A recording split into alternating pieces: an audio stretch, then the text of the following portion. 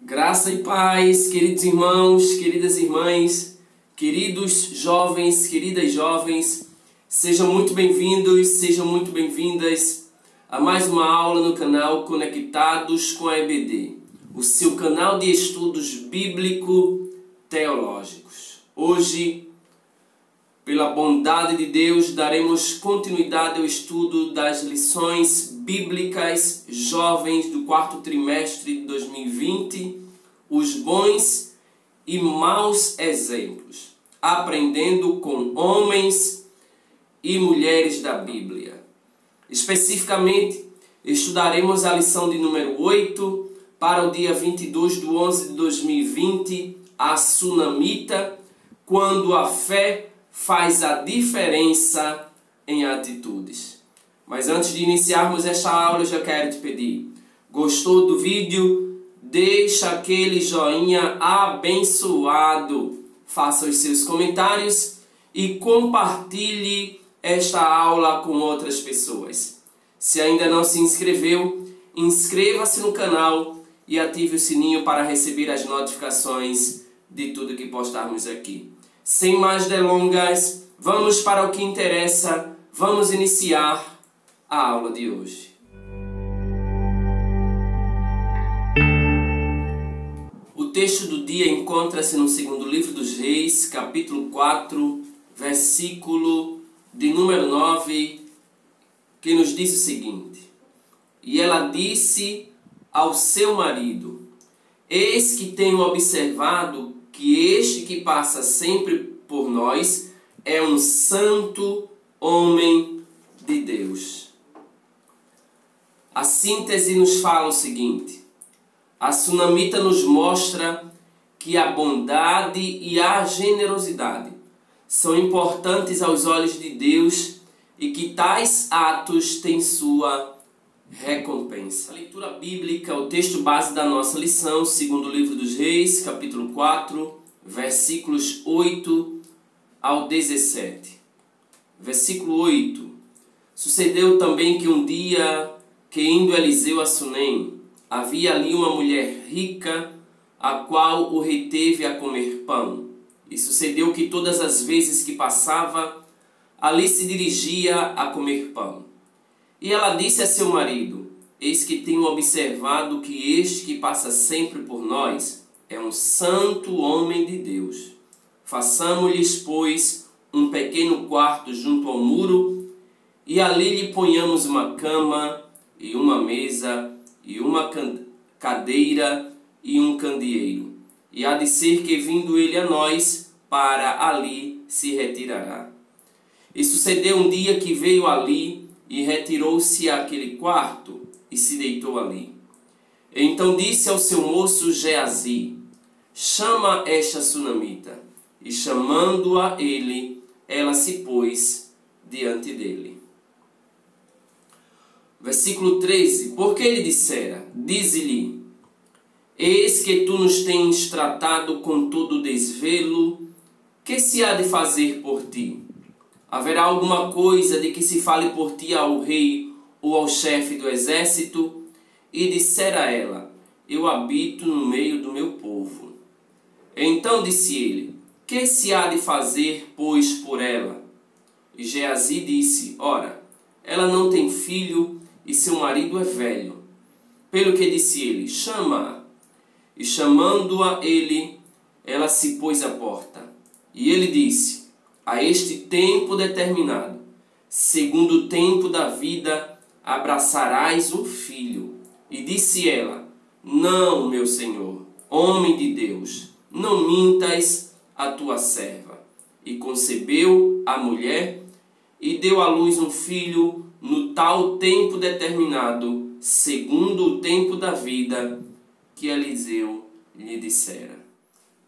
Amados irmãos, amadas irmãs, o período da monarquia de Israel não foi dos melhores no quesito liderança, especialmente no reino do norte.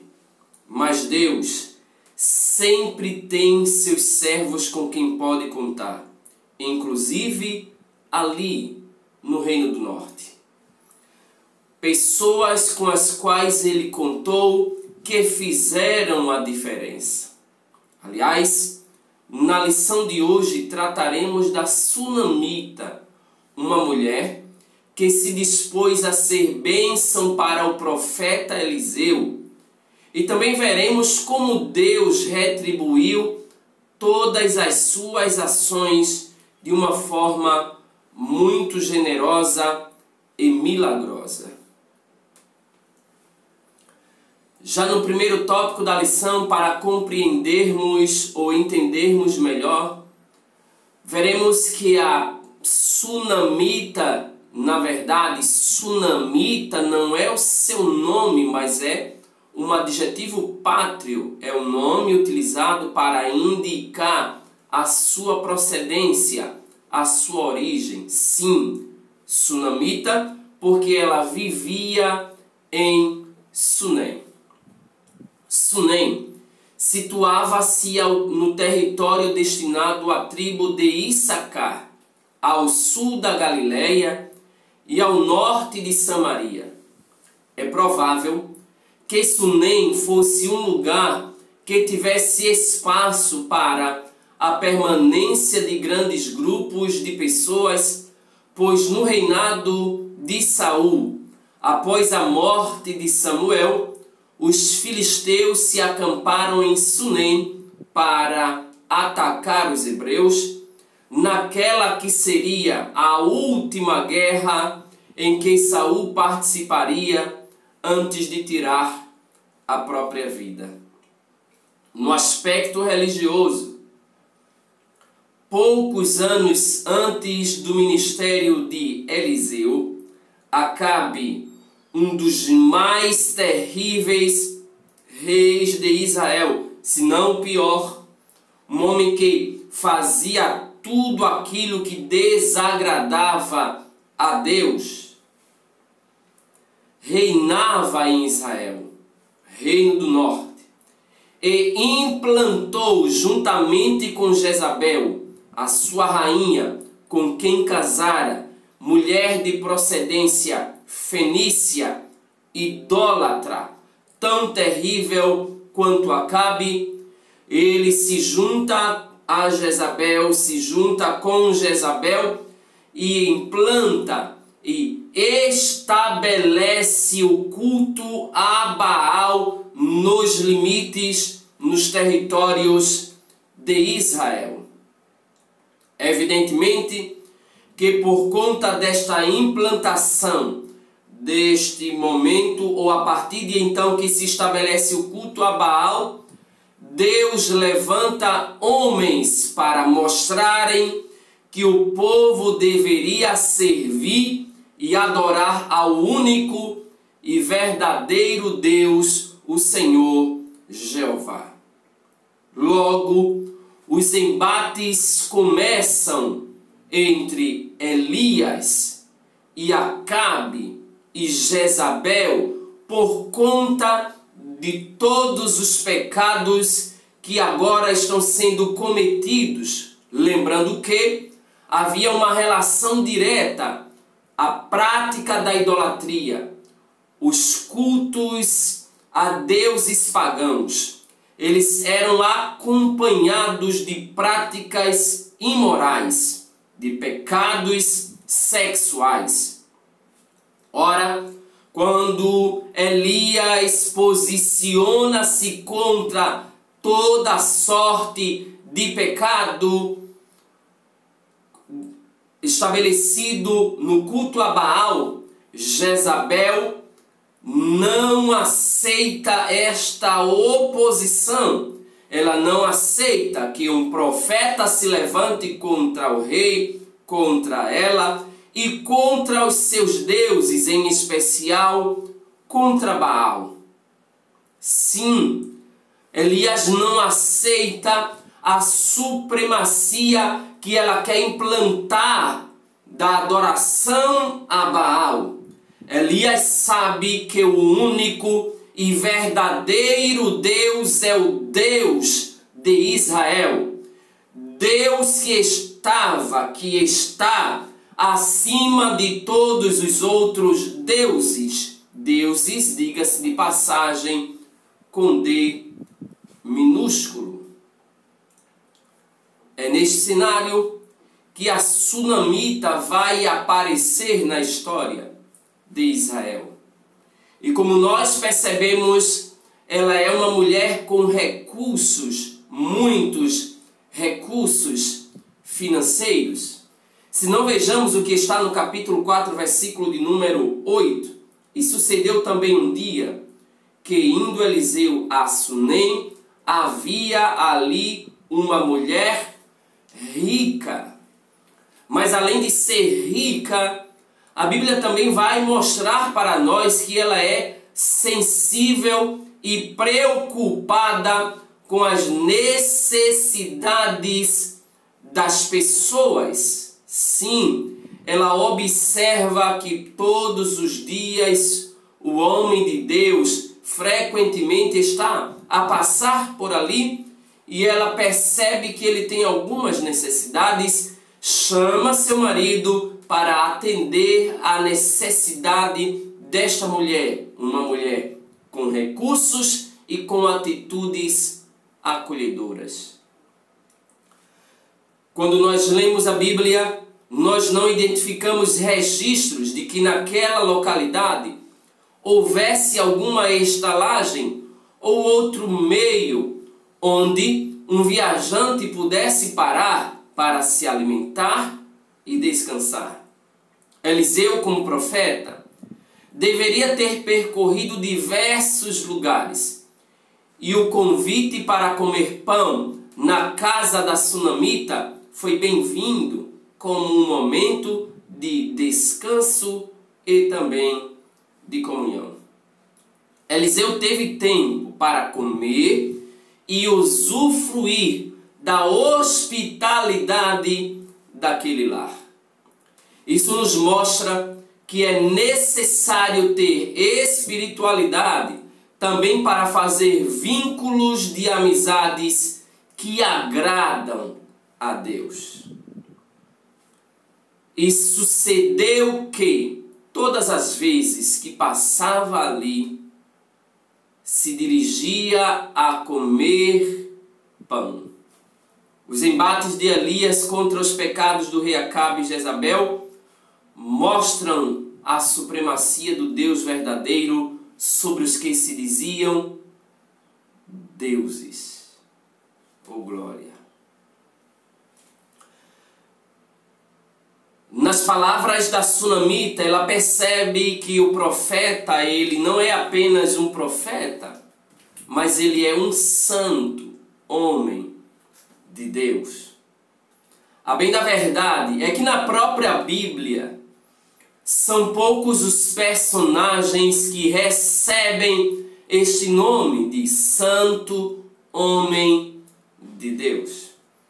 E convenhamos, nos dias de hoje, nem todo mundo pode ser chamado também de santo homem de Deus. Nós nos confundimos muito. Para nós, pregou já é homem de Deus.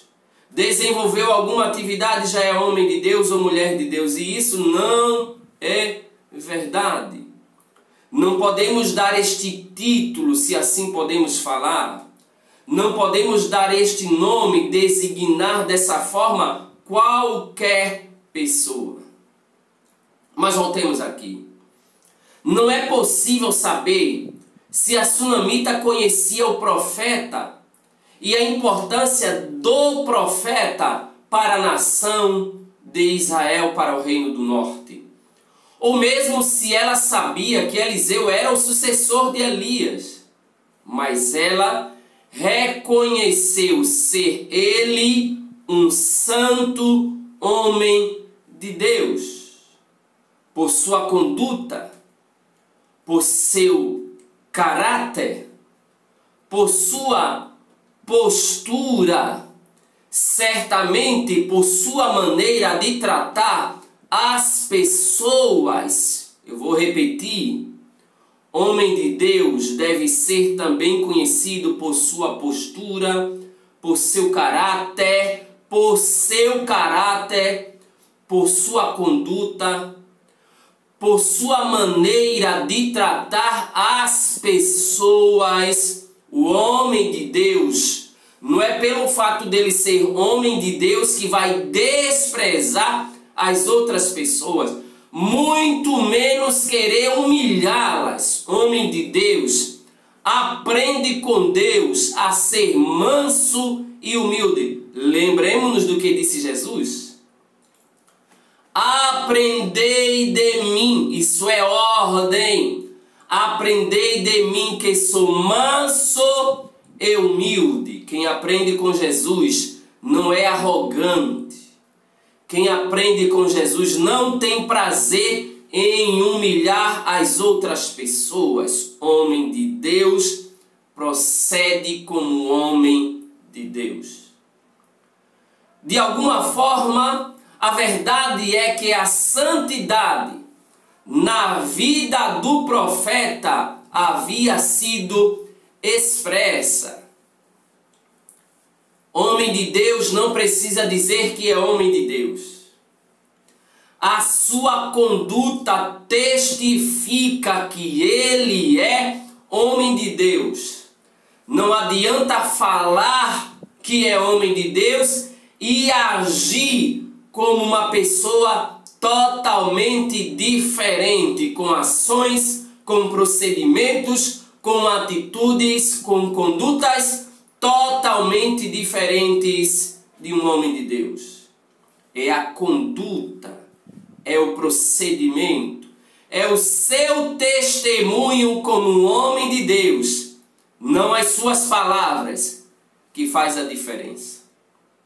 Eliseu, pelo relato, somente comia pão na casa daquela mulher. E não há registros de profecias ou milagres nessa parte do texto. Ao que nos parece, a santidade vista no profeta está mais associada ao seu jeito, à sua conduta, com o que mantinha, com seu procedimento. Ele estava na casa da mulher, mas nem por isso tentava profetizar para agradar a mulher. Ele era profeta, mas só profetizava o que Deus mandava e o que Deus queria. Quando ele se dirige para aquela mulher de acordo com as necessidades, ele pergunta: será que tem alguma coisa que eu possa interceder por você junto ao rei ou junto a outra autoridade? A verdadeira santidade, guardemos isso, ela é vista no convívio diário com o próximo. Eu vou repetir. A verdadeira santidade é vista no convívio diário com o próximo. No segundo tópico da lição, nós vamos ver milagre e adversidade. Aquela mulher que abre as portas da sua casa para receber de forma muito hospitaleira o santo homem de Deus. Ela quer ampliar a sua hospitalidade. E de que forma ela faz isso? Ela, juntamente com seu esposo, constroem um cômodo onde o profeta poderia repousar, descansar. As decisões daquele lar, destacamos, eram tomadas com base no diálogo. Se não, vejamos capítulo 4, versículos 9 e 10.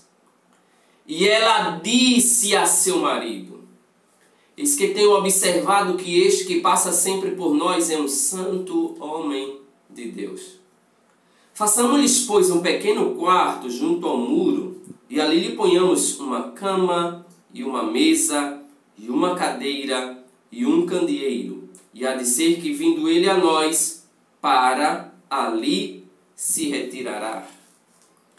Há um diálogo entre marido e mulher para tomarem as decisões, as melhores decisões. Logo, quando há diálogo no lar, as ações são tomadas em consenso. Por isso, depois disso, um quarto foi construído, servindo de refúgio para o homem de Deus. Tal atitude foi tão nobre que Eliseu quis saber o que ele poderia fazer por ela, por aquela mulher. Por causa desta generosidade, sim, ele pergunta se havia algum favor que ela gostaria de receber, seja do rei ou do chefe do exército, mas ela não o acolheu esperando receber alguma coisa. Ela não é interesseira, ela não faz as coisas receber alguma coisa em troca. Ela tem simplesmente o prazer em servir ao homem de Deus, ao profeta. Por isso, ela respondeu que habitava no meio do seu povo. Com outras palavras, ela estava dizendo: ô profeta, eu já sou abençoada demais da conta. Eu tenho tudo que posso, tudo que tenho, tudo que quero. E para completar, eu habito no meio do meu povo, deste povo escolhido por Deus, que foi tirado do Egito e hoje nós estamos estabelecidos na nossa terra. E eu tenho o prazer de habitar no meio do meu povo. Com outras palavras, ela estava dizendo: eu não tenho falta de nada. Entretanto, no lar da sunamita não havia filhos, não tinha criança. E quem reparou isso, quem observou isso foi Geazi, moço de Eliseu. Ele diz: olha, profeta, ela tem tudo o que ela quer, mas tem um detalhe: ela não tem filhos. Na cultura judaica, os filhos sempre foram vistos como herança do Senhor. Filhos são bênçãos do Senhor. Na perspectiva do Antigo Testamento, portanto, aquele lar, aquela casa, aquela família, ela era incompleta. Observação: a sunamita e seu marido tinham tudo o que o dinheiro poderia comprar. Aquele casal fazia tudo o que o dinheiro poderia proporcionar, mas o dinheiro não compra tudo. O dinheiro não nos dá tudo. E o profeta, quando ouve aquilo, ele fica sensibilizado e mostra para aquela mulher que Deus vai lhe dar o que o dinheiro não poderia lhe dar. Deus vai lhe dar o que o dinheiro nunca lhe deu. Deus vai proporcionar a ela de forma milagrosa. Afinal de contas, depois de tanto tempo, sem nunca ter concebido, sem nunca ter gerado, havia uma pressão também por parte da sociedade, pois a mulher que não concebia, que não gerava filhos, era considerada amaldiçoada, maldita. Mas Deus vai intervir na história dela para mostrar que Ele é Deus e que Ele faz o impossível. Então o profeta vai dizer: mulher, Deus vai te dar o que o dinheiro nunca vai te dar. O que é, profeta? segundo o tempo da vida, abraçarás um filho. Glória a Deus.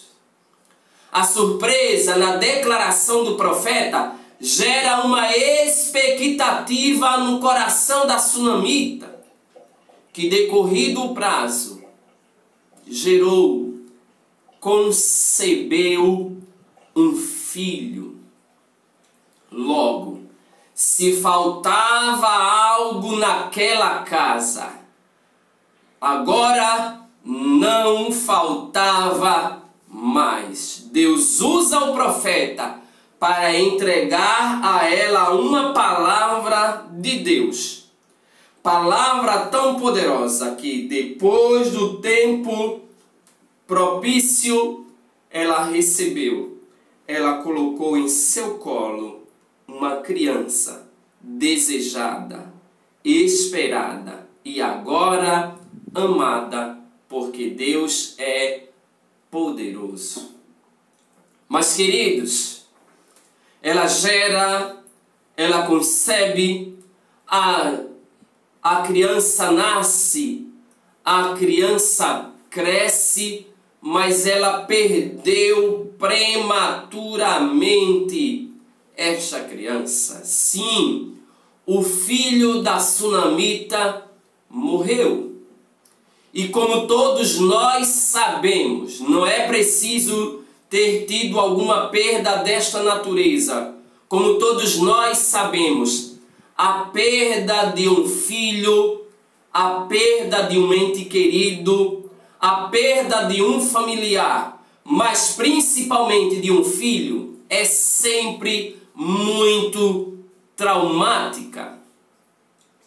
Apesar de não gostarmos de lidar com esse assunto, evidentemente nós sabemos que a ordem natural da vida é que os pais passem para a eternidade depois dos filhos.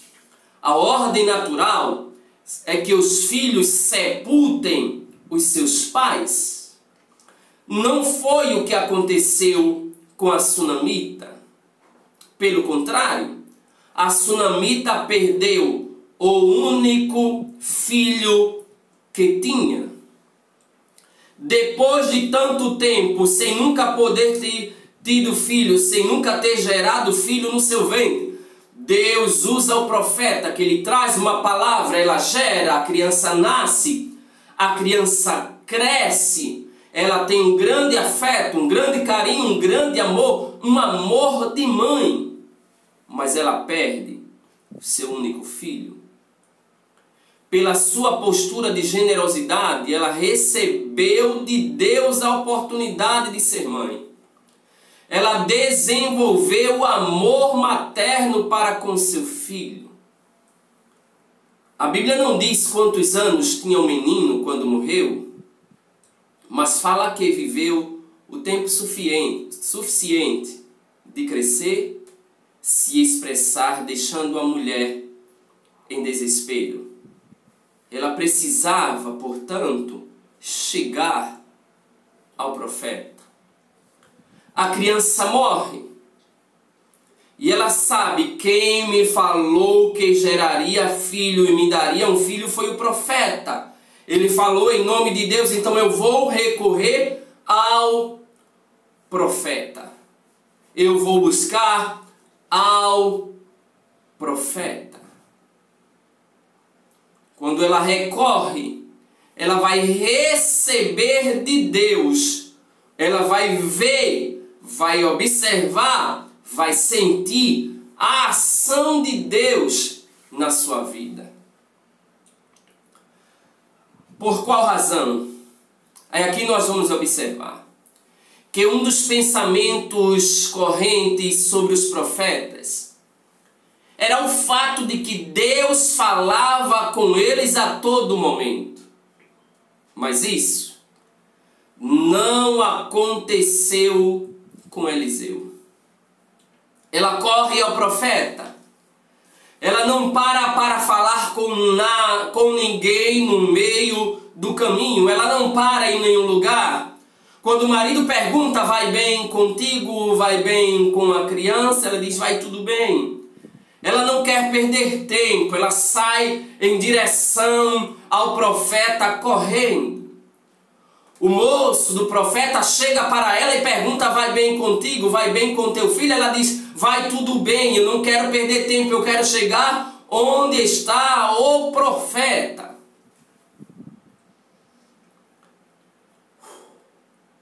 O profeta não ouve Deus falar. Sim, Deus não fala com o profeta. Nenhuma informação para a situação que estava passando acerca da sunamita. Os profetas, é verdade, poderiam receber uma visão ou ouvir Deus falando, mas isso não ocorreu naquele momento, porque Deus fala quando Ele quer falar. Ele não está subordinado à vontade do profeta, mas o profeta está subordinado à vontade de Deus. Deus não fala quando o profeta quer, mas o profeta tem que ouvir quando Deus fala. A profecia depende exclusivamente da revelação e vontade divinas. E sem a revelação, sem o desejo de Deus revelar o que está acontecendo, não se pode dizer que há profecia. E aqui destacamos a limitação do profeta. Eliseu é profeta de Deus, mas não deixa de ser homem limitado. Ele é profeta de Deus, mas é homem limitado. Só ouve ou só profetiza quando Deus quer. Já o Deus do profeta, este é ilimitado e conhece todas as coisas. Eliseu não sabia a razão da sunamita e até a sua procura. Ele não sabe o porquê, mas Deus conhece todas as coisas. A sunamita passou por essa situação com um agravante. Perdeu o único filho. Pela sua postura de generosidade, ela recebeu de Deus a oportunidade de ser mãe.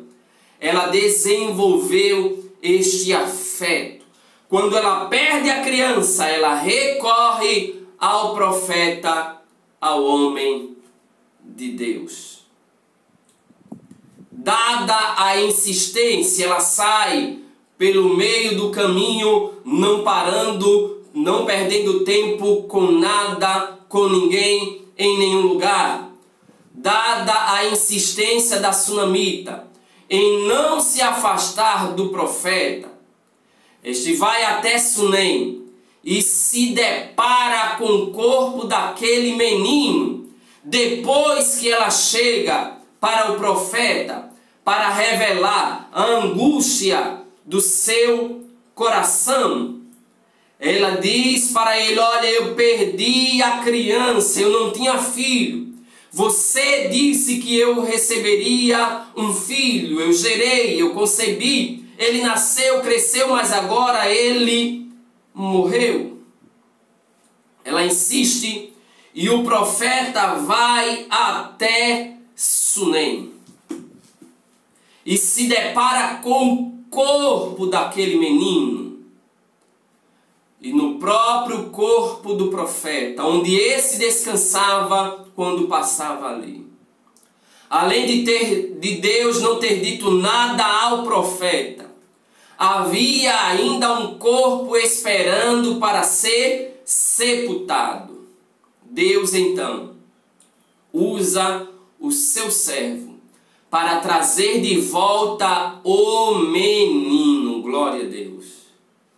Da mesma forma que a sunamita foi generosa com o profeta, construindo-lhe um quarto para descansar e colocando-o na cama, Deus foi generoso para com ela, pois a ressurreição do seu filho ocorreu, no mesmo quarto que foi construído para abrigar o profeta, na cama em que o corpo do menino havia sido colocado.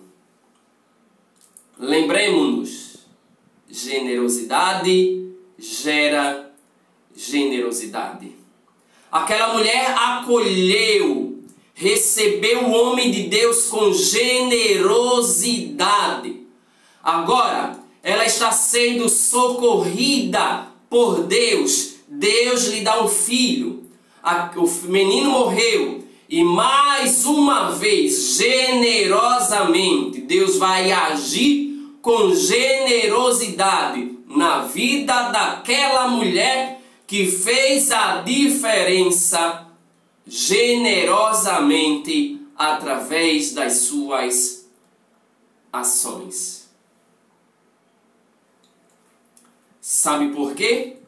Porque Deus está sempre a guardar o seu povo, os seus filhos, as suas filhas, que descansam debaixo da sua poderosa mão. Os que recorrem a Deus têm proteção, principalmente nos dias da adversidade. Eliseu, ele advertiu a sunamita a se retirar de Israel, depois de passado todo este processo, depois que a criança, depois que o menino ressuscita. Eliseu chama a atenção da sunamita para se retirar de Israel e peregrinar onde pudesse, pois o Senhor chamou a fome que viria à terra por 7 anos.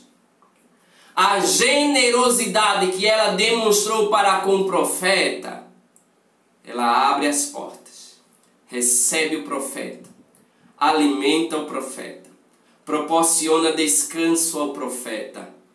Na forma, a generosidade que ela demonstrou para com o profeta voltou na forma de uma advertência divina.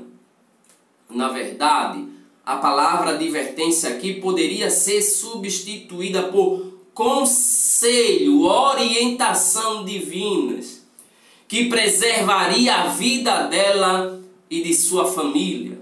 Logo, ela teria de abandonar sua terra, suas posses, e só retornar quando houvesse bonança na região. Findos os 7 anos. Passados os 7 anos, ela retornou e precisou se dirigir ao rei para pedir suas terras de volta. Mas o rei não a conhecia. E como não a conhecia, estava conversando com ela. E Geazi ouviu que o profeta havia ressuscitado o filho de uma mulher. Eles estavam conversando, Geazi e o rei, e ouviu que o profeta havia ressuscitado o filho de uma mulher. Naquele momento, ela clamou ao rei, que foi informado que aquela mulher e o seu filho eram as pessoas que Eliseu havia abençoado. Eram as pessoas que haviam atendido a necessidade do profeta de forma generosa. Eram as pessoas que Deus havia derramado chuvas de bênçãos sobre a vida delas. Então o rei ordenou que suas terras e a renda dessas terras fossem devolvidas àquela família. Glória a Deus, como é bom agir com generosidade, sem querer receber nada em troca. Pois uma coisa é certa, quando abençoamos as pessoas, as bênçãos de Deus recaem, repousam sobre a nossa vida, sobre a nossa casa, sobre a nossa família. e Deus nos protege sempre quando fazemos a sua vontade nos dias da adversidade. E assim nós finalizamos esta lição dizendo que a Sunamita nos mostra que podemos usar nossos recursos para fazer a diferença na vida de outras pessoas. Nos fala também que há momentos em que Deus nos permite passar por situações adversas. Deus permite que passemos por situações adversas, mas que Ele sempre terá uma solução. E por fim, mostra que nossas ações em benefícios de outras pessoas, de forma sincera, são aprovadas por Deus e que Ele nos retribui no devido tempo para a glória do seu nome. Nós finalizamos esta lição, mas já marcamos o nosso próximo encontro, lição de número 9, José, fazendo a diferença, aceitando a Jesus. Muito obrigado. Deus te abençoe, a paz do Senhor e até a próxima.